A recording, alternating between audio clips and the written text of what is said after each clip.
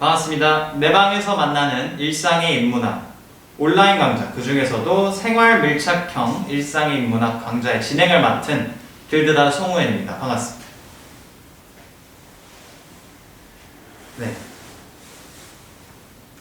저희는 이제 길드다라고 하는 단체인데요. 저번 주에도 이제 벌써 2주차 강의이기 때문에 저번 주에도 간략하게 말씀을 드렸지만 오늘 처음 들어오시는 분들도 계실 거기 때문에 저희 길드다에 대한 간략한 소개 먼저 하고 진행을 하도록 하겠습니다. 길드다는요, 문탁 네트워크라는 인문학 공동체에서 생활을 하던 청년들끼리 모여가지고 만든 청년 인문학 스타트업입니다. 인문학과 각자의 분야들을 결합시켜서 인문학은 더 쉽게 전달해드리고 저희들의 분야는 더 깊게 파고 들어가서 연구와 공부와 활동을 지속해 나가고 있는 단체라고 보시면 될 것 같습니다. 네, 이제 예를 들자면 목공과 인문학, 힙합과 인문학, 이런 되게 어떻게 보면 일상과 인문학을 결합시키는 시도를 계속하고 있는 팀이고요. 오늘은 이제 한국 도서관 협회의 도움을 받아가지고 저희가 3주 동안 인터넷 온라인 강의를 진행하게 되었는데요. 저번 주에 이어서 저번 주에는 김지원 강사님을 모시고 바이러스와 함께 살아가는 것이라는 제목으로 강의를 진행했습니다. 코로나 바이러스를 이겨내야만 하는 적으로서 가정하고 정작 바이러스 자체에 대해서 그게 어떤 존재인지 사유하지 못하고 있었다는 내용의 강의였습니다. 되게 인상적인 강의였죠. 오늘은 벌써 두 번째 시간으로 차명식 강사님을 모시고 오래된 미래의 건강학이라는 제목으로 강의가 진행될 예정입니다.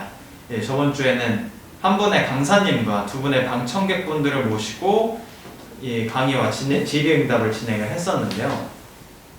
코로나가 지금 조금 악화되고 있죠. 그래서 방역 지침이 조금 강화됨에 따라서 오늘은 강사님 한 분과 진행자 저 이렇게 둘이서 같이 30분의 강의와 20분 정도의 질의응답까지 진행을 하게 될 예정입니다.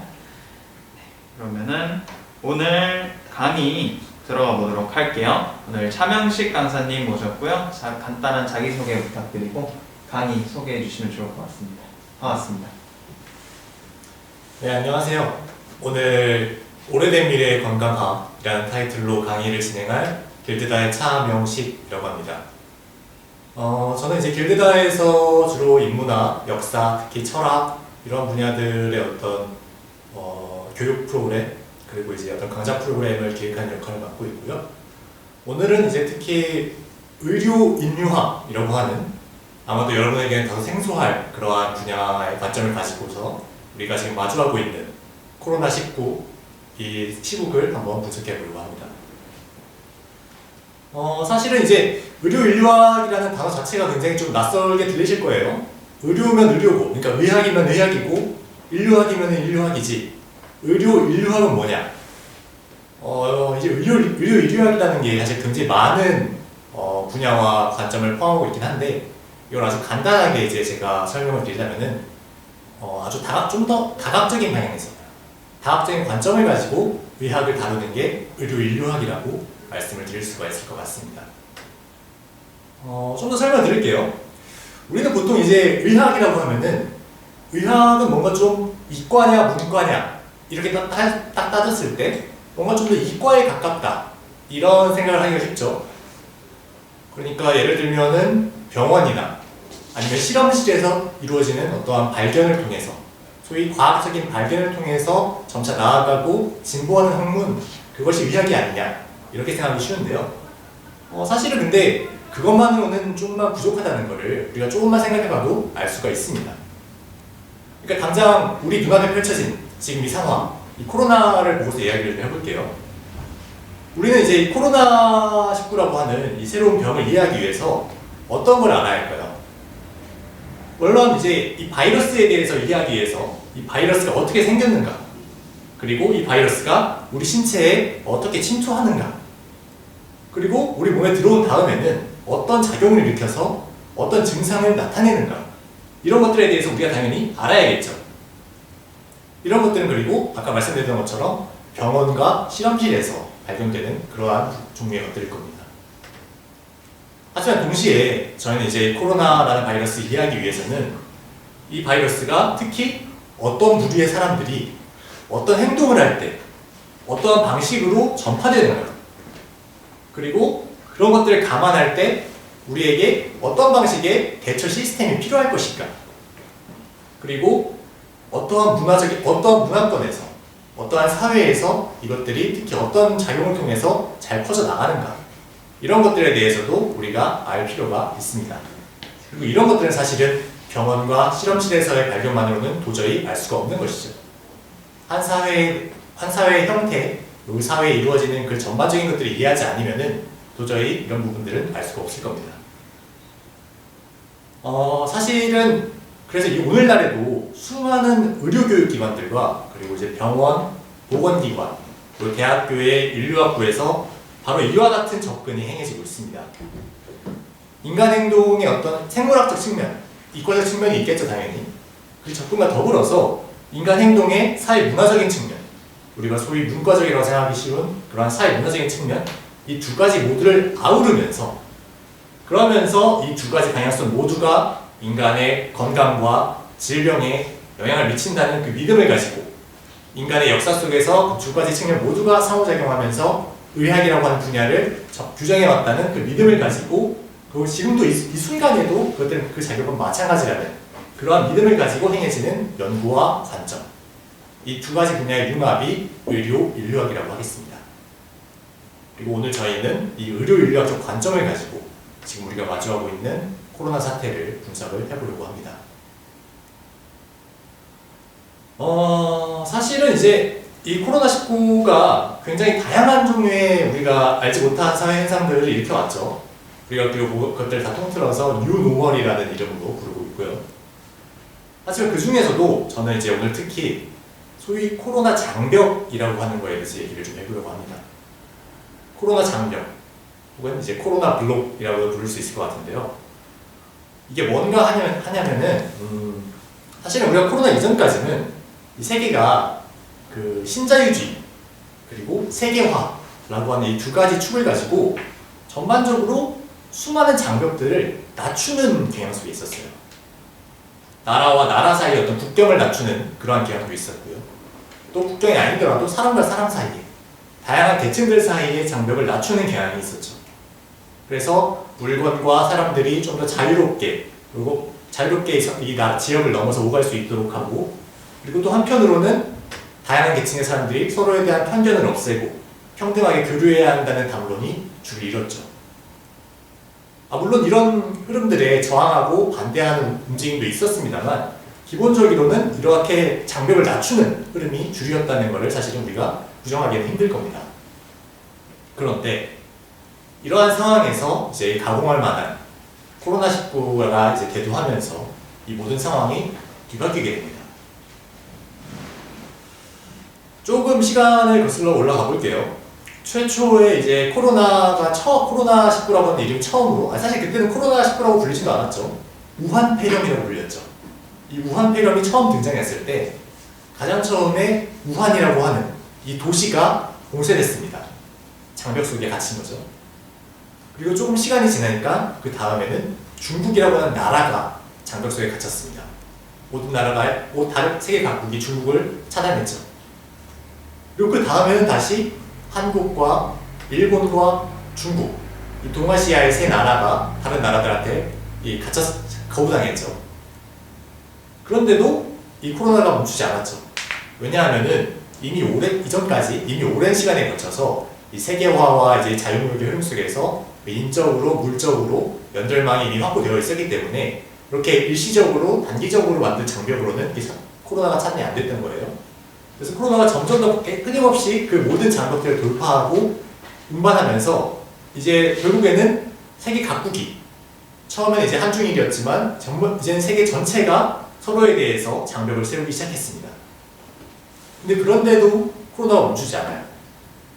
그러니까 그 다음에는 나라 안에서도 각 도시들이 서로에 대해서 장벽을 세우고 이동을 차단하기 시작합니다. 근데 거기서 끝이 아니죠. 이 지역적으로 나라와 도시들 뿐만 아니라 거기서 살아가는 사람들도 서로에게 장벽을 세우기 시작해요. 아마 코로나 초기에도, 아마 지금도 그럴 것 같은데, 저기 이제 유럽이나 이쪽을 여행을 갔을 때, 특히 이제 아시아 여행객들을 이제 가리키면서 바이러스라고 하는 소리가 많이 돌고 있다. 그러한 종류의 인종차별이 행해지고 있다는 얘기를 많이 들으셨을 거예요. 바로 그때 그들 사이에는, 그들과 우리 아시아인들 사이에는 장벽이 세워진 것이죠. 그리고 또 지금 이 순간에도 미국을 보세요. 코로나라는 병의 정체에 대해서, 여기에 어떻게 대응할 것인가에 대해서 나라 전체가 거의 반쪽으로 갈라졌죠. 그처럼 처음에는 국경, 그 다음에 도시, 그 다음에 사람들 사이에까지 끊임없이 수많은 장벽들이 세워집니다. 그 결과 지금 우리는 이 코로나로 인해 만들어진 그 수많은 장벽들을 지금 목도하고 있습니다. 국가, 도시, 또 정치적인 신념, 인종, 경제적인 계층, 그 외 다양한 정체성에 근거한 수많은 장벽들이 있죠. 물론 코로나 이전에도 이 경계들은 분명히 존재했어요. 그걸 부정할 수는 없겠지만 지금 이 코로나 시국처럼 이 장벽들이 정말 명백하게 가시화되고 그리고 긍정되고 그리고 물리적으로 이렇게 현현한 적은 저는 없었다고 생각합니다. 그리고 이 장벽들을 두고 갈라진 사람들, 그 사람들은 저 장벽 너머의 상대들을 바이러스를 여기죠. 그리고 이러한 흐름 속에서는 물론 한국도 예외는 아닙니다. 오히려 어떤 면에서 한국은 이러한 경향을 좀 선도하는 국가, 그렇게 볼 수 있을 것 같아요. 정말 놀랄 만큼 치밀하게 이와 같은 이 장벽의 전략을 구사를 했고 실제로 정말 뛰어난 성과를 통해서 그 효율을 증명하고 있는 나라가 바로 한국이죠. 물론 이제 최근 다시 급격히 하루에 400~500명씩 나오면서 위기론이 구조되고 있지만 지금 이 순간에 미국과 유럽에서 하루에 수십만 명씩의 그 확진자가 나오고 있음을 생각한다고 하면은 이것도 사실은 정말 잘 맞고 있는 거죠. 한국은 여전히 전 세계에서 이 코로나를 가장 효율적으로 방어하고 있는 국가 중에 하나입니다. 이건 부정할 수가 없어요. 그리고 이거는 심지어 K-방역이라고 하는 어떻게 보면 다소 낯간지러울 수 있는 이러한 용어까지 만들어내면서 이제 나라 안팎으로 정말 많은 주목을 받았었는데요. 그리고 이 K-방역의 핵심이 하나 있거든요. 이 K-방역의 핵심이 뭐냐? 여러분이 들어보셨을지 모르겠는데 이 K-방역의 핵심이 바로 3T 전략입니다. 3T. 그러니까 3개의 T예요. 알파벳, 영어 알파벳 T. 그래서 3T가 뭐냐? 첫 번째 T는 테스팅입니다. 테스팅. 그러니까 검사와 확진 시스템. 그게 첫 번째 T인 테스팅이에요. 두 번째 T는 뭐냐? 역학과 추적 시스템. 트레이싱입니다. 그것이 두 번째 T입니다. 그리고 세 번째 T는 뭐냐? 격리와 치료 시스템. 트리트먼트. 그래서 세 번째 T입니다. 그래서 검사하고 추적하고 그리고 격리해서 치료하는 이 세 단계의 T 시스템이 3T 시스템이고 그리고 한국은 코로나 초기부터 지금 이 순간까지도 여전히 이 코로나 대응의 가장 주요한 전략으로서 가장 중요한 방법론으로서 이 3T를 채택하고 있습니다. 한국은 이 3T 전략을 다만 한국 안에서만 적용한 것뿐만 아니라 그 K-방역이라는 이름 아래 세계 각국에 이제 권유도 하고 있어요. 적극적으로. 이렇게 하면은 코로나가 차단이 된다. 그리고 많은 국가들이 이 한국의 모델을 따라하려고 하고 있죠. 왜냐하면 실제로 한국이 정말 코로나를 잘 막고 있는 국가 중에 하나이니까요. 그런데 다시 한번 시간을 좀 거슬러 올라갈게요. 그리고 한국은 이 검사하고 추적하고 그리고 격리 치료하는 이 시스템, 이 대전략과 이 시스템을 근거해서 가장 처음에 중국에서 들어오는 여행객들 그리고 조선 쪽이라고 불리는 그 한국계 중국인들을 병인, 즉 이 병의 원인으로 지목했습니다. 그리고 그들을 장벽 너머로 블록했죠. 특정하고 격리하고 치료에 돌입했죠. 그리고 그 다음에는 뭐가 있었죠? 그 다음에는 신천지라고 하는 거대한 종교 집단이 병인으로 지목됐습니다. 한국의 놀라운 시스템은 또다시 그들을 추적하고 격리하고 치료해서 한 번 더 위기를 넘겼죠. 그리고 그 다음에는 게이 커뮤니티, 동성애자 커뮤니티가 그들의 신체적 접촉으로 인해서 코로나가 급격히 퍼지는 원인이 된다. 이 사태 병의 원인이 된다고 해서 그들을 지목하고 추적하고 검사해서 격리했습니다. 그 다음에는 소위 검은머리 외국인, 그 외국에서 살고 있던 외국의 거주자들과 그리고 유학생들, 그들이 코로나를 통해서 빠르게 한국으로 유입되면서 코로나를 또다시 확장에 기여하고 있다. 코로나의 전파에 기여하고 있다고 해서 그들을 격리했죠. 그 다음에는 이태원과 한강 고수부지에서 놀던 철없는 대학생들, 철없는 젊은이들, 이들이 코로나를 전파하고 있다. 그래서 그들을 장벽 너머로 블록했습니다. 그리고 그 다음에는 또다시 이제 광화문에 이제 보수 정치 집회, 그 다음에 또다시 교회, 이런 식으로 한국은 반복해서 추적 시스템을 가동해서 검사하고 추적하고 격리하고 장벽 너머로 넘겼죠. 그렇게 매번 새로운 장벽이 세워지고 그들과, 코로나를 전파하는 그들과 그리고 우리는 분리됩니다. 여기서 드러나는 것은 병은 외부로부터 온다는 것입니다.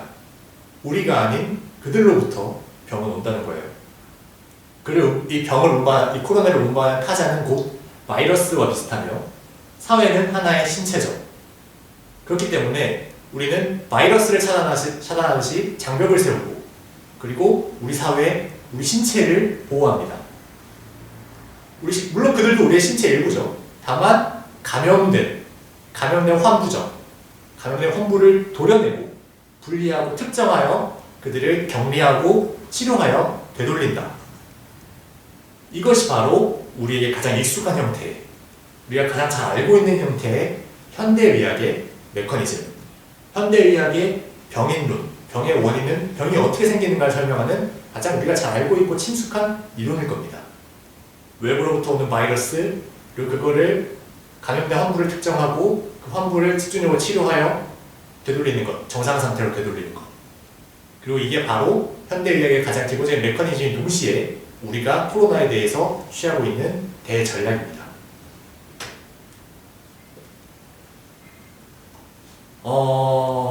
이 수많은 장벽을 세우고 추적하고 블록하는 이 방식에 대해서 저의 이 지금 표현이 다소 좀 비판적으로 들리신 분들도 계실지 모르겠어요. 그런데 저는 물론 이 방식이, 현대의학의 방식이 성과가, 이 장벽이 결코 쓸모없다거나 아니면은 피해 망상이라거나 이렇게 이야기하려는 게 아니에요. 왜냐면은 현대의학은 실제로 과거에 비해서 인간의 수명을 틀림없이 획기적으로 늘렸고, 그리고 현대의학의 메커니즘에 근거해서 가장 철저하게 시스템을 구축한 한국은 누가 뭐래도 틀림없이 전 세계에서 가장 효율적으로 코로나를 방어하고 있는 국가 중에 하나죠. 이 사실은 분명히 부정할 수가 없는 것들입니다.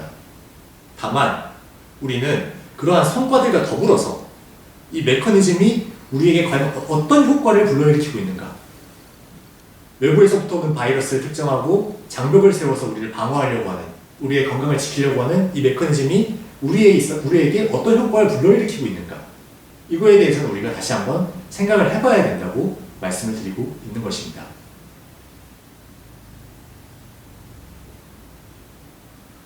네, 다시 한번 말씀드리지만 바이러스는 언제나 외부에서부터 옵니다.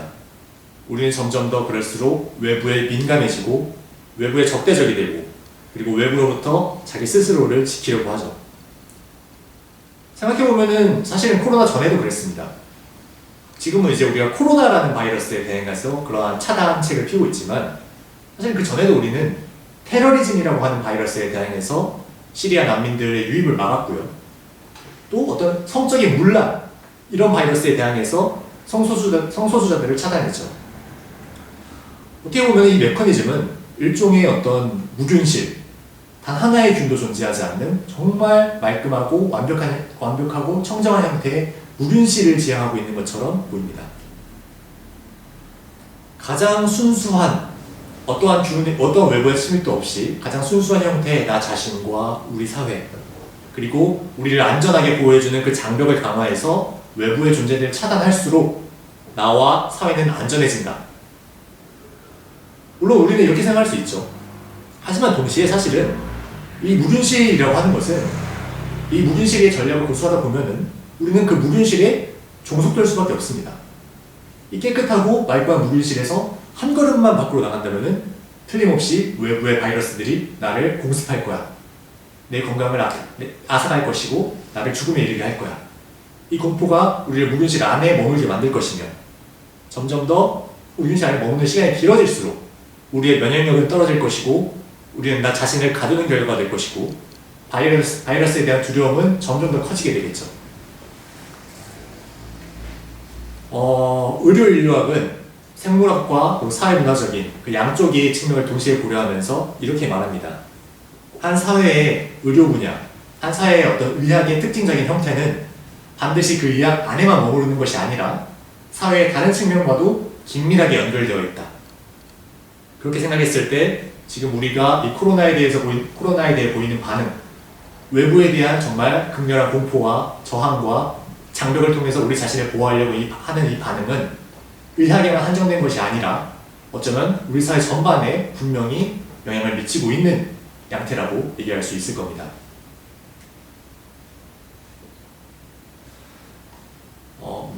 마사 누스바움이라는 이름을 혹시 들어보셨을지 모르겠습니다.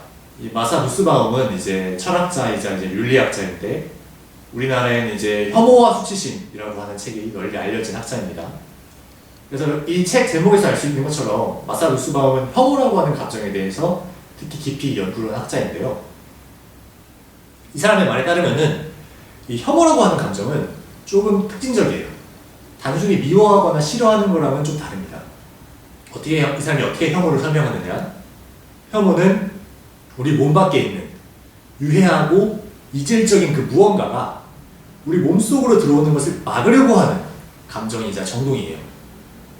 특히 우리가 정말 더럽다고 느끼는 것들, 그 똥이 더러워서 무서워서 피하냐 더러워서 피하냐 이렇게 얘기한 것처럼 이 더럽다고 느끼는 동물의 분비물, 동물의 체액, 부산물, 배설물, 나아가 시체, 썩은 음식 이런 것들처럼 우리가 좀 생리적으로 더럽다고 느끼는 것들이 나 자신으로 내 몸 안으로 들어오는 걸 막으려고 하는 감정이 사실은 혐오입니다. 그런 측면에서 혐오는 그냥 일반적으로 미워하는 거랑은 조금 차이가 있어요.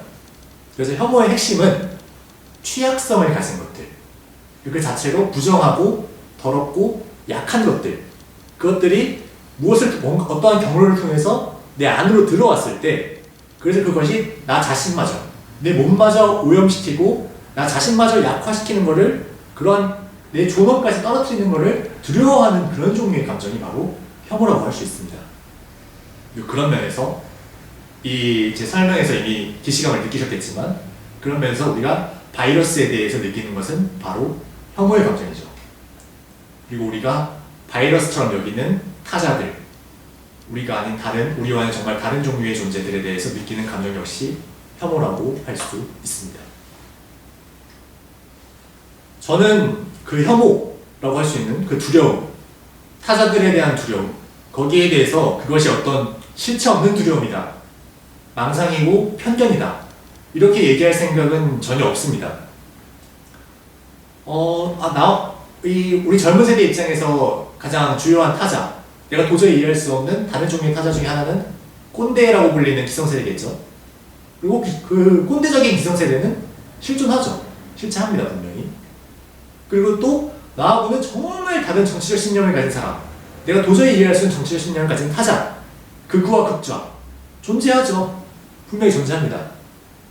그리고 테러리스트들, 이슬람 극단 테러리스트들이 분명히 존재하죠. 그들의 위험은 분명히 실제합니다.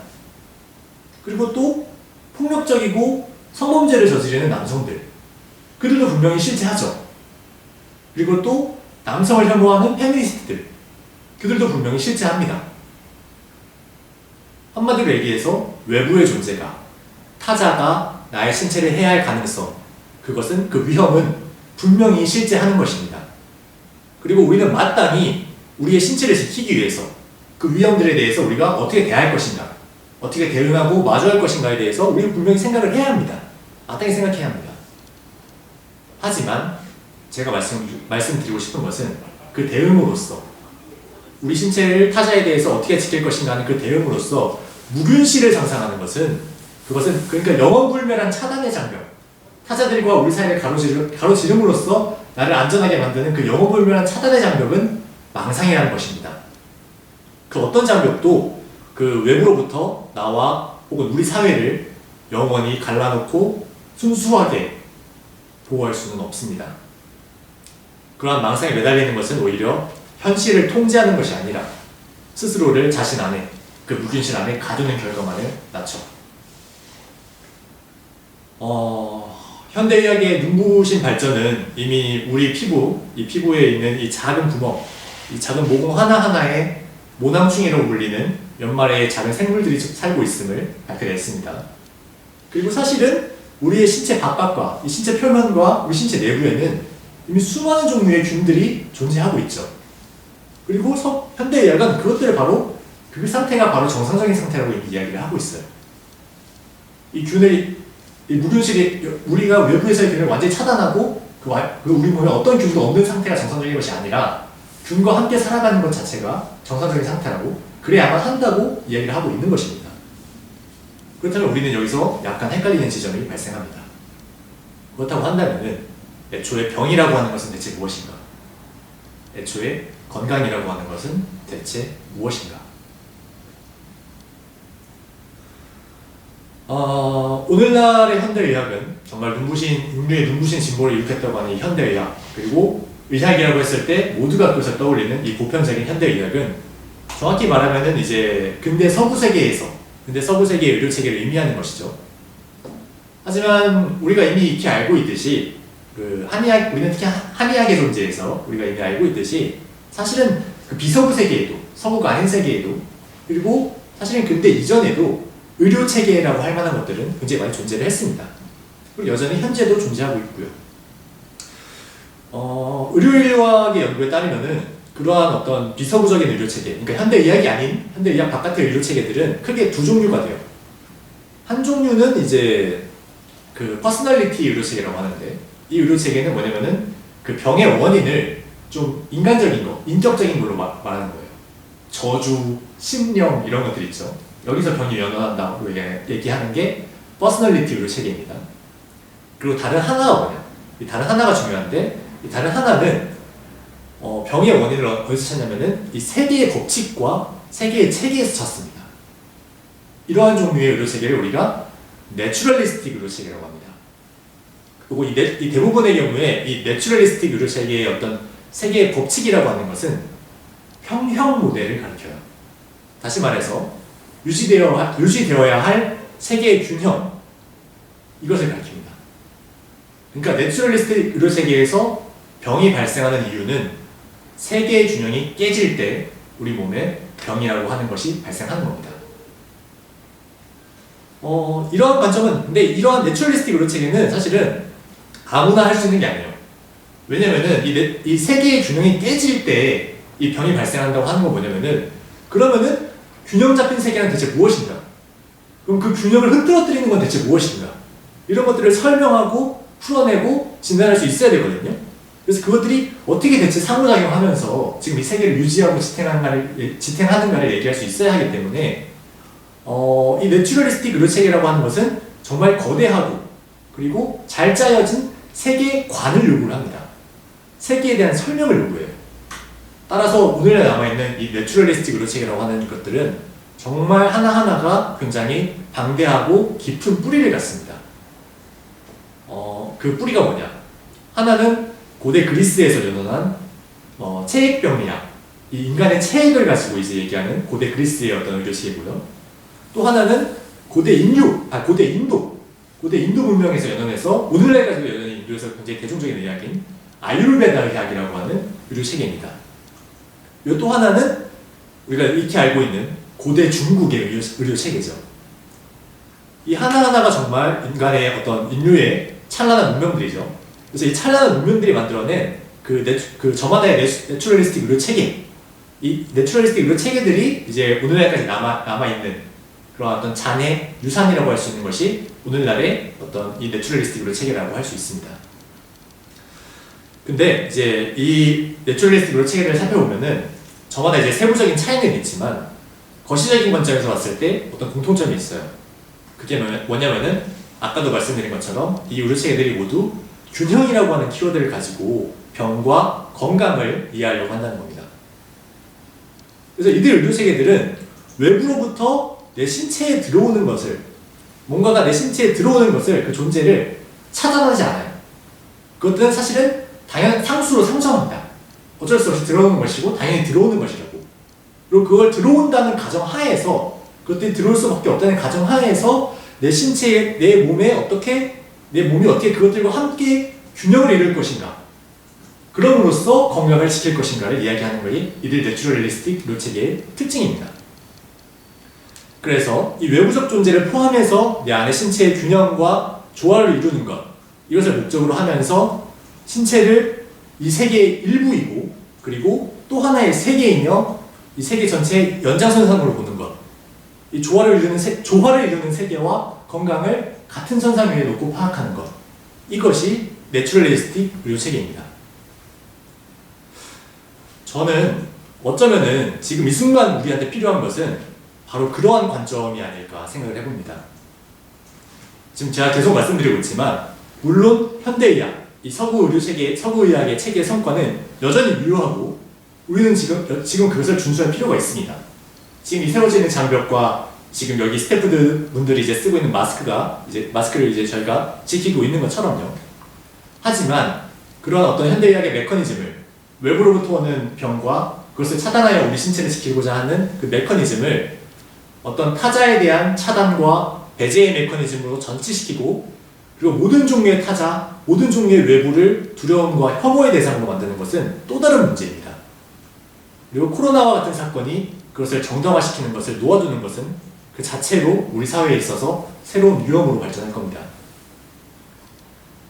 거기에 대해서 내추럴리스틱 의료체계, 이들 의료체계가 말하는 건강은 끊임없이 변화하는 외부, 계절에 따라서 그리고 시기에 따라서 끊임없이 변화하는 외부와 그 변화의 순환 속에서, 그 속에서 우리가 헤아려서 찾아내야 할 균형입니다. 변화하는 세계와 그것들이 내 안으로 들어올 것이라는 걸 가정하고, 그리고 우리 신체 하나하나가 다 다른데 그 수많은 변수들 속에서 어떻게 균형을 잡아낼 것인가, 그것이 바로 내추럴리스트 의료체계가 말하는 건강이며, 이것은 때로는 때에 따라서는 나아가야 하지만 때에 따라서는 물러서야 하는, 또 누군가에게는 충만한 것이지만 누군가에게는 과도한 것이 될 수 있는 그 모든 것들을 고려하는 것이며, 그래서 그런 면에서 우리가 이르러야 할 것은 사실은 이전 상태로의 회귀, 순수한 나 자신, 외부와 완벽히 차단된 순수한 나 자신으로서의 회귀가 아니라 어떤 면에서 지금 이 순간 끊임없이 우리 안으로 들어오고 있는, 이미 우리 안에 존재하는 외부의 존재들, 타자들과 어떻게 조화를 이루고 균형을 이룰 수 있을 것인가, 그것이 지금 바로 이 순간 우리가 코로나 시국 속에서 생각해야 할 건강이 아닐까, 지금 우리가 찾아내야 할 과제가 아닌가, 저는 그렇게 생각하면서 지금 이 상황을 바라보고 싶습니다. 네, 일단 제 강의는 여기까지입니다. 감사합니다. 네. 선생님 고생 많으셨습니다. 네, 코로나라는 바이러스 자체에 대해서뿐만 아니라 좀 더 일상에서의 건강이라는 어떤 키워드를 가지고 좀 더 생각해 볼 거리가 많았던 강의였던 것 같습니다. 이제는 질의응답에 들어가 볼 텐데요. 벌써 채팅으로 질문들이 한두 개씩 올라오고 있는 것 같습니다. 먼저 저희들이 준비해 놓은 질문부터 가볍게 던지면서 진행을 해보도록 하겠습니다. 네. 강의 중에서 이제 초반부에 한국의 어떤 코로나19가 발생한 뒤에 한국의 어떤 방편, 한국이 채택한 전략에 대해서 말씀을 해주셨는데요. 사실 한국은 뭔가 처음부터 막 도시들을 폐쇄한다거나 국가 자체를 완전 락다운 시킨다거나 그런 방식이 아니라 조금 더 개방을 유지하는 전략으로 갔던 국가를 세계적인 관점에서 그렇게 꼽히는 국가 중 하나인데, 경제에서는 조금 이제 좀 더 오히려 장벽을 치밀하게 구사하였다라고 언급을 해주셨어요. 그러면은 이거에 대해서는 어떻게 생각하고 계신지 좀 더 보충 설명해 주시면 좋을 것 같습니다. 네. 실제로 한국은 이제 이 코로나에 대처하면서 이제 특히 이제 외국에 대해서 호평을 받았던 것이 한국은 막지 않고서도 해냈다. 막지 않고서도 코로나 바이러스 장벽을 치지 않고서도 코로나 바이러스를 막아냈다. 이런 이야기가 굉장히 많았죠. 그러니까 실제로 한국은 그리고 국경과 도시를 봉쇄하지 않았죠. 그런 측면에서 어떤 개방을 유지했다고 하는데, 그리고 그건 실제로 그렇습니다만, 근데 저는 사실은 그걸 이렇게 봐야 할 것 같아요. 그러니까 그거는 오히려 그렇게 애초에 국경과 도시를 봉쇄하지 않았던 것은, 그게 가능했던 것은 정말 세밀한 측면에서의 격리가 있었기 때문에 국경과 도시를 봉쇄하지 않을 수 있었던 거라고 저는 얘기를 하고 싶습니다. 무슨 뜻이냐면은, 사실 국경이나 도시를 봉쇄하는 거는 최후의 수단이죠.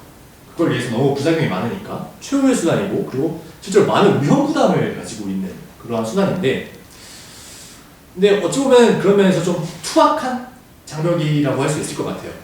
근데 그에 비해서 한국은 이 발달한 전자결제 시스템, 그리고 CCTV 인프라 이런 것들을 활용해서 더욱 세밀한 측면에서 핀셋으로 잡아내듯이 이제 하나하나의 어떤 병인이 되는 그들을 추적해서 격리했죠. 그러니까 오히려 더 미세한 단위에서의 장벽을 구사했다고 보는 게 저는 맞을 것 같아요. 우리가 정말 치밀한 바느질을 하면은, 정말 세밀하게 이제 바느질을 하면은 바느질을 안 한 것처럼 옷이 보인다고 하잖아요. 그런 측면에서 이 한국이 구사한 어떤 그 격리, 한국이 구사한 장벽은 정말 미세하고 세밀한 측면에서 장벽의 전략을 구사한 것이고, 그런 측면에서 저는 아까 한국이 더 치밀하게 장벽을 구사했다는 표현을 좀 썼습니다. 좋은 답변 감사드립니다. 네, 그럼 채팅에 올라온 질문들을 조금 살펴보았는데요. 영미진님께서 질문을 해주셨어요. 네. 개인적 질병이라고 생각되는 것은 질병이라기보다는 함께 살아야 하는 외부적 존재로 이해하기 쉬운데, 코로나 바이러스처럼 전염성이 강한 외부적 존재는 함께 산다는 거에 조금 한계가 있지 않을까 생각이 듭니다. 여기에 대해서 어떻게 생각하시나요? 그리고 이어서 신상열님도 코로나 바이러스와의 균형은 어떻게 가능할지요? 라고 질문을 해주셨어요. 저는 이 질문이 같은 맥락상에 있다고 느껴지는데, 그러니까 뭔가 코로나 바이러스라는 전염성이 강한, 그러니까 강의 때 말씀해 주신 어떤 그런 일상 속의 외부적 존재와는 조금 다른 차원처럼 느껴질 수도 있을 것 같긴 하거든요. 여기에 대해서 어떻게 생각하시는지. 이거는 정말 좀 쉽지 않은 문제죠. 그리고 만약에 이제 제가 이거에 대해서 뭔가 정말 이게 정말 죄송스러운 말씀입니다만, 제가 여기에 대해서 뭔가 확실한 답변을 갖고 있었다고 한다면, 이거야말로 정답이다라고 한다면 제가 여기 있지 않았겠죠. 지금 당장이라도 질본에 가가지고 제가 뭔가 열심히 이야기를 하고 있어야 될 텐데, 사실 정말 어려운 질문이고, 지금 이 순간에 이제 우리가 계속 뭔가 찾아내려고 하는 그러한 질문에 대한 대답이라고 생각을 합니다. 근데 분명한 건 사실은, 어떻게 보면 지금 우리는 계속해서 이거에 대해서 시행착오를 겪고 있어요. 어떻게 코로나와 공존할 것인가에 대한 시행착오를 지금 이 순간에도 계속 겪고 있는 것이죠. 이 마스크를 항시 마스크를 착용하는 것, 그리고 어떻게든 이제 여럿이서 모이지 않게 하는 것. 물론 이게 뭔가 어떻게 완벽하게 가는 건 아니지만, 어떤 완벽한 차원에서 이야기하는 건 아니지만, 이 자체로 이미 우리에게 있어서 어떤 하나의 시행착오이고, 그리고 아까도 말씀드렸던 것처럼 이런 방식의 시행착오를 겪어가면서 우리가 공존의 전략을 발견해야 한다고, 그럴 수밖에 없다고 저는 사실은 생각을 합니다. 왜냐하면은 우리가 지금 이걸 제가 무균실은 망상이라고 말씀드렸던 것처럼, 설사 어떤 백신을 가지고 이 백신이 발명돼서 이 코로나를 완벽하게 차단한다고 하더라도, 이미 과거에 메르스가 있었고, 이미 과거에 시종플루가 있었던 것처럼, 사스가 있었던 것처럼 몇 년 후면은 아마 또다시 비슷한 종류의 팬데믹이 일어날 거라는 이런 예측을 해볼 수가 있어요. 그럼 그때도 또다시 우리가 어떤 이 필사적으로 몇 년에 걸쳐서 이걸 이 백신이 발명될 때까지 소모전을 하다가 죽어야 할 것인가? 그럴 수는 없는 거거든요. 그런 면에서 우리가 제가 이 공존을 위한 어떠한 방법을 찾아내야 한다는 것, 그러한 당위가 일단 분명히 존재한다는 것이고 지금 우리가 그 시행착오의 과정 속에 있다는 것, 그 정도만 제가 지금 말씀을 드릴 수가 있을 것 같습니다. 정확히 어떤 방식으로 그것이 가능하냐라고 물어보시면 저는 거기에 대해서는 이제 죄송하지만 제가 뭔가 딱 내놓을 수 있는 대답은 없네요. 네, 그렇습니다. 되게 어려운 주제인 것 같다는 생각도 들으면서 함께 고민해 나가야 한다는 점에 그런 생각도 좀 드는 것 같습니다. 네, 또 이제 질문들이 올라오고 있는데요. 조영님께서 되게 길게 질문을 해주셨어요. 질문 감사드립니다. 아까 꼰대부터 정치적 극우, 극좌, 무슬림과 여성 혐오자, 페미니스트들이 실제로 존재한다고 말씀하시면서 실존하는 이들이 우리에게 신체적인 위협이 된다고 말씀하셨는데 이때의 신체는 정확히 어떤 의미에서의 신체인가요? 나와 다른 타자가 바이러스처럼 침투한다는 시각은 이해가 가는데 언급하신 부류들의 위협이라는 것이 어떤 의미인지요? 일단은 제가 이게 혹시 오해가 될 것 같아서 제가 미리 말씀을 드리는데 여기 이제 아까 페미니스트라고 해서 페미니스트 전반을 다 얘기한 게 아니고요. 남성을 혐오하는 페미니스트라는 이제 관점에서 제가 이야기를 한 거고요. 그런 부류의 페미니스트들도 있으니까요. 이렇게 얘기를 한 거였고, 저는 이게 사실 좀 되게 직관적인 의미에서 우리 신체에 위협을 줄 수가 있다고 생각해요. 제가 이제 최근에 쓴 칼럼 하나가 있는데, 저희 길드다에서 발행하고 있는 뉴스레터에 쓴 칼럼 하나가 있는데, 그게 이제 최근 저 프랑스에서 교사가 한 명이 참수를 당했죠. 이슬람 테러리스트들에 의해서 교사가 참수를 당했던 것처럼 그런 종류의 정말 이제 스펙타클한 어떤 그 직접적인 신체의 어떤 그 위험이 있을 수도 있고요. 그리고 어떤 그 정치적 극우 극좌 이런 이 정치적 극단적인 정치가들이 이제 법률을 제정함으로써 어떤 종류의 법안을 통과시키고자 함으로써 그것이 우리의 신체적인 위협이 될 수가 있고요. 내 몸이 실제 다치지 않더라도 어떠한 종류로든 우리 어떤 몸에 나에게 위해를 가할 거라고 하는 그런 종류의 어떤 위험이 분명히 존재하죠. 물론 거기에는 이제 그 위험들이 과장되기도 하고 그리고 그 위험 때문에 그 계층 전반에 대해서 그 일부일 뿐인 그 계층 전반에 대해서 어떤 우리가 공포를 품고 편견을 품는 것도 분명히 존재하지만 근데 그렇다고 해서 그 위험 자체가 존재하지 않는다. 그들은 전혀 무해하다라고 얘기하는 것도 저는 그 옳은 대책이라고 생각되지는 않아요. 사실은 그런 종류의 위험이 존재한다는 것을 받아들이고서 그러면 그 위험이 존재하는데 그럼에도 불구하고 우리는 어떻게 그들과 함께 공존할 것인가? 왜 그들이 그런 그런 위험으로 존재하게 되었는가? 우리가 왜 서로에게 있어서 위험이 되게 되었는가? 그러한 이유들을 살피는 방향으로 저는 이제 가야 한다고 생각을 합니다. 네, 답변이 되셨길 바랍니다. 잠깐 답변 중에 나온 얘기였지만 길드다에서 이제 매월 사회적 이슈를 가지고 뉴스레터를 발간하고 있습니다. 거기에서 방금 언급해 주신 것처럼 이슬람 그 참수 사건과도 연관된 글들이 실려 있고 그 밖에도 다양하고 재밌는 글들이 실려 있으니까 뉴스레터 저희 구독해 주시면 감사하겠고요. 네, 잠깐 홍보 시간이 있었고요. 다음은 오직 양광분님께서 질문을 또 남겨주셨어요. 고대에는 질병을 바라보는 관점 자체가 다르다고 하셨는데 과거에는 어떤 방식으로 전염병을 바라보고 대처했는지 궁금하네요.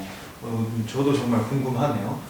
전염병을 과거에는 어떻게 대처를 했을지 혹시 알고 계신 게 있으시면 제가 거기까지 제가 이거 딱 준비를 해오지 않았는데 근데 이제 과거에는 사실은 이 대처라고 할 만한 게 물론 이제 대부분 이제 격리 대처를 했죠. 이제 태우고 근데 과거의 의료 시스템을 생각해 보면은 대처하기 전에 사실은 죽는 경우가 많았기 때문에 이 지역 자체를 소모하는 전략을 많이 썼죠. 특히 전체 다 모아놓고 불태우면서 최대한 어떻게든 그 시신들을 모아서 불태우고 그 지역에서 빠져나오지 않게 격리하는 것. 이게 중세 유럽이나 이런 곳에서 이런 걸 많이 썼고요. 제가 이제 다른 지역의 어떤 그런 것까지는 제가 지금 좀 더 그 조사를 좀 해보고 말씀드려야 될 것 같아요.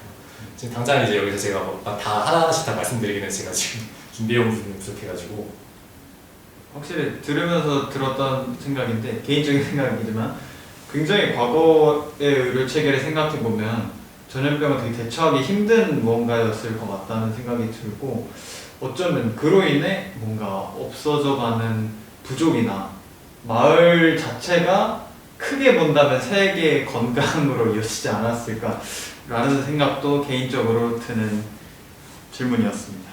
네. 네.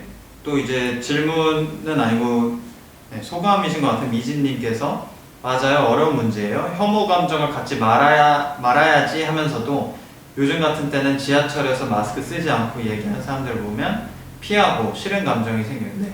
정말 공감되는 이야기인 것 같습니다. 되게 저도 대처를 어떻게 해야 할지 정말 모르겠다는 생각이 많이 들더라고요. 그런 걸로 실제로 최근에는 싸움이라든가 감정 다툼이 일어나는 사건들도 흔치 않게 발생하는 것 같고 되게 어려운 이야기인 것 같습니다.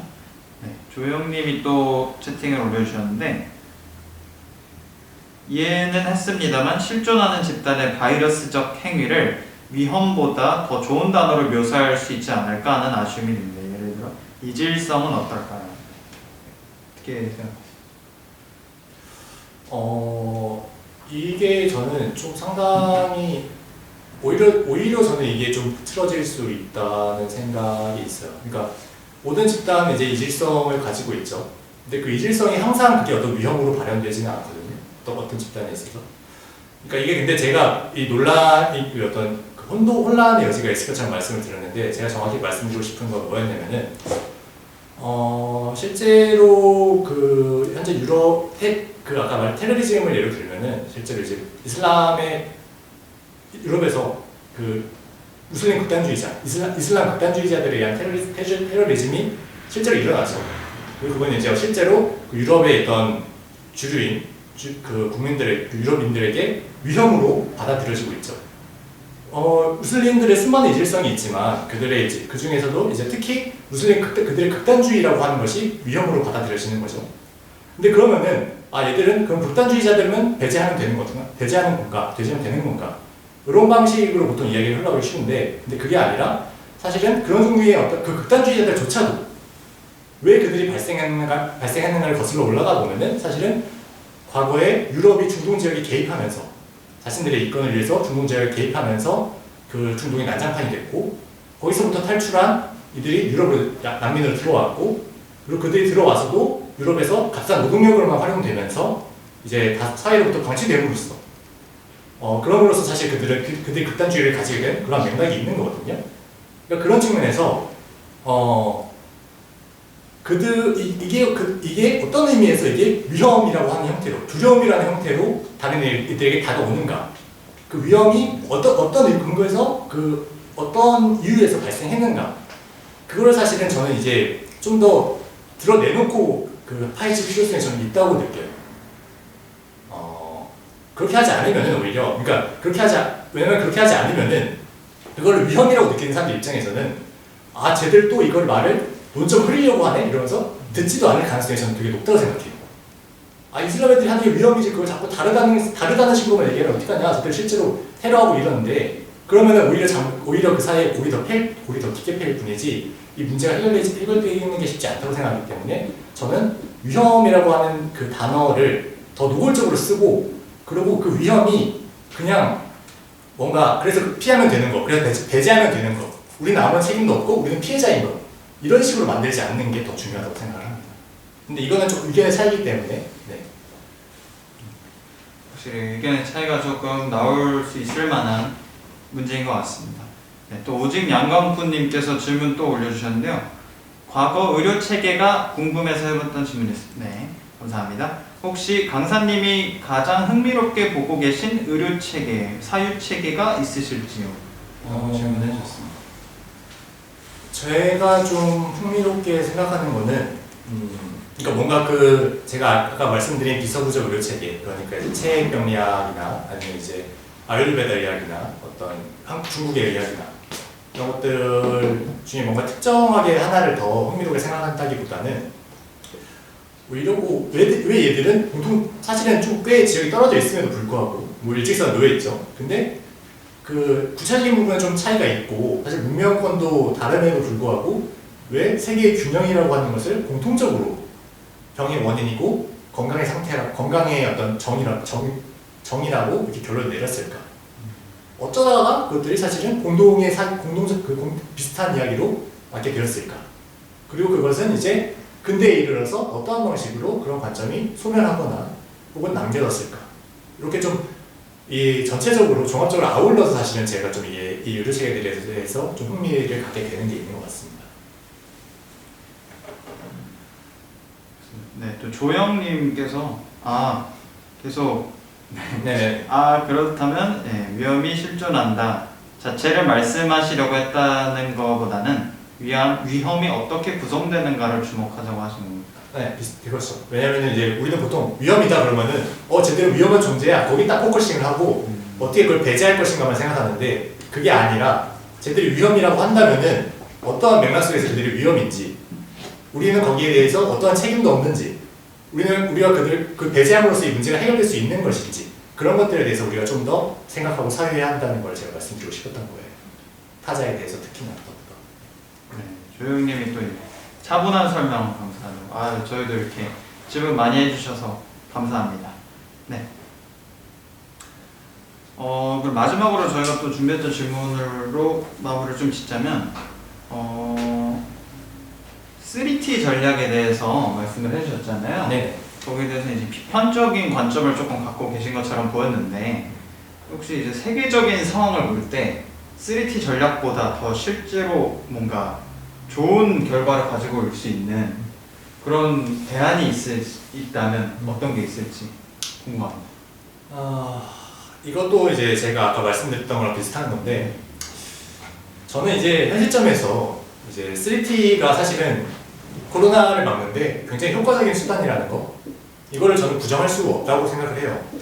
왜냐면 이게 수치로 증명이 되고 있기 때문에 그리고 또 이 3T 전략을 내추럴리스틱 의료 체계적인 어떤 걸로 정확히 뭔지는 모르겠지만 그걸로 대체했을 때 더 나은 효과가 날 것이다. 그렇게 이야기할 것도 하는 것도 아닙니다. 애초에 우리 사회 인프라가 이미 그 3T에 적합하게 짜여 있고 그리고 그걸 필사적으로 지금 정말 필사적으로 이 3T를 기동하면서 의료 봉사자들이 정말 자기 그 몸을 깎아내고 지금 우리가 불편을 감수하면서 필사적으로 3T를 기동하면서 지금 간신히 코로나를 막고 있잖아요. 근데 이 시점에서 느닷없이 이 3T가 이래서 문제니까 이거를 버려야 된다. 이렇게 얘기하는 것 자체가 애초에 좀 비현실적인 이야기죠. 그런데 제가 지금 말씀드리고 싶은 거는 이 3T가 이미 우리에게 어떤 일상의 수칙이 되었는데 일상의 수칙이 된 이 시점에서 우리가 너무나 자연스럽게 그런 어떤 그 3T의 메커니즘 검사하고 추적하고 그러니까 수색해가지고 추출해서 차단하는 이 메커니즘을 너무나 자연스럽게 다른 분야에도 코로나 바이러스뿐만 아니라 수많은 전반적인 타자와 외부에도 적용하고 있는 것이 아닌가 그것을 의심해야 된다는 겁니다. 특히 타자와 바이러스를 동치시키게 되면은 이제 우리가 타자를 마주할 때 그들의 어떤 잠재적인 위험으로만 간주하고 그들을 검사하고 색출해하고 격리해야 될 대상으로만 보면은 그러면서 우리 어떤 순수성을 지켜야 되는 그런 식으로 이제 얘기를 끌고 가게 된다면은 분명히 이게 문제가 되겠죠. 그리고 사실은 이게 되게 어떻게 보면 되게 당연한 소리 같지만 이미 우리 사회에서 실제로 이루어지고 있는 것들이죠.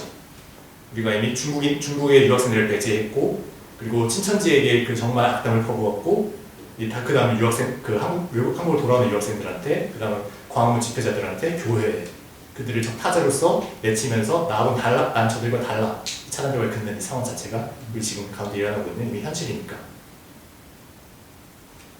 네, 이제 마무리를 조금 하려고 했는데 또 이제 세은님께서 마지막으로 또 질문을 또 이렇게 남겨주셨기 때문에 저희가 또 이야기를 해보도록 하겠습니다. 혐오 또는 차별을 하지 않는 것은 잘못됐으나 낯선 것을 받아들이기가 잘 되는 현실은 아닌데 혹시 강사님은 낯선 것을 받아들이기 위해 자세를 취한 적이 있는지 어떤 자세였는지 궁금합니다. 네, 되게 실질적인 질문인 것 같네요.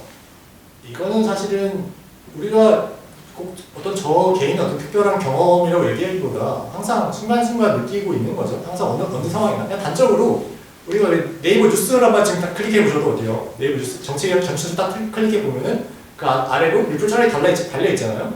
거기 나랑 다른 의견을 가진 사람들이 엄청나게 많을 거예요. 그걸 보면서 내가 지금 어떻게 반응하고 있는가. 그 순간 자신을 좀 돌아보세요. 머릿속에 순간적으로 뭔가 탁 튀어나올 거거든요. 아니 이거 하면서 이제 순간적으로 뭐 튀어나올 건데 그거를 돌아보셔도 되고, 그리고 내가 지금 지하철 딱 탔는데 누군가가 그 코로나 이 바이러스 누가 말씀해 주셨는데 마스크 쓰지 않은 아저씨가 앉아가지고 막 끄덕끄덕거리면서 콜록콜록하고 있다고 생각해보세요. 그걸 보는 순간 내가 어떤 반응을 느끼는가. 저 뉴스에서 도널드 트럼프 대통령의 막 우리는 이 코로나는 허구고 어쩌고 이런 얘기를 들을 때 어떤 감각을 느끼는가. 그리고 사실은 그게 내 친구일 수도 있죠. 내 가족일 수도 있고. 그럴 때 나는 어떻게 대해야 할까. 그 순간순간의 감각들이 저는 모든 분들한테 있을 거라고 생각을 하고요. 그리고 사실은 그때 어떻게 대해야 할까를 고민하고, 그리고 그 답을 찾기 위해서 우리가 사실은 인문학이라고 하는 공부를 하는 거겠죠. 네, 되게 인문학이라는 관점으로 되게 좋은 답변이었던 것 같습니다. 네, 오늘 벌써 시간이 준비한 시간보다 더 살짝 오버하면서까지 진행이 됐습니다. 오늘은 저번 시간과는 조금 다르게 다양한 분들이 많은 질문 남겨주셔서 더 풍성했던 시간이었던 것 같습니다. 오늘 강의해주신 강의자분 정말 감사드리고요. 시청해주시고 많은 질문 남겨주신 우리 시청자 여러분들 정말 감사드립니다. 20여 분 정도 아직도 시청해주고 계신데 마지막까지 시청해주셔서 정말 감사드리고, 다음 주에 마지막 강의가 또 기다리고 있습니다. 마지막 시간에는 김고은 강사님께서 준비를 해주실 거고요. 코로나 시대의 이제 페미니즘, 연애를 넘어선 공동체에 관한 이야기를 조금 다뤄볼까 합니다. 많은 기대 부탁드리고 여기저기 소문 많이 내주시고, 오늘 그러면은 이 정도로 프로그램 마치도록 하겠습니다. 시청해주셔서 정말 감사합니다. 다음 주에 뵐 수 있었으면 좋겠습니다. 감사합니다.